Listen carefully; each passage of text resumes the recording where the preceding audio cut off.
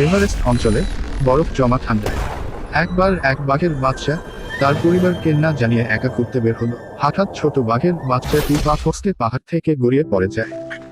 ওই দিনই এভারেস্ট অঞ্চলে এক হাঁসের সোনালী বাচ্চা ঘুরতে আছে। এসে দেখে আহত ওই বাঘটি অসুস্থ অবস্থায় ঘুমিয়ে আছে।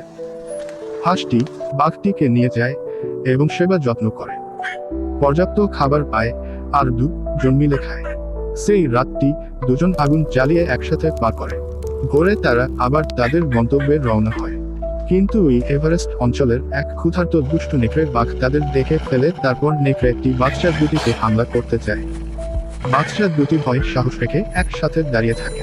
ঠিক ওই সময়ে বাঘের বাচ্চাটির পরিবার তাকে খুঁজতে আসে। এসে দেখে নেকড়ে হামলা করছে, তাই দেখে বড় বাঘটি দুষ্ট নেকড়েটিকে পাল্টা হামলা করে আর নেকড়েটিকে তাড়িয়ে দেয়। ছোট বাঘের বাচ্চাটি তার ভুল বুঝতে পেরে তার পরিবারকে অনুতপ্ত জানায় এবং বাঘের পরিবার তাকে নিয়ে যায়।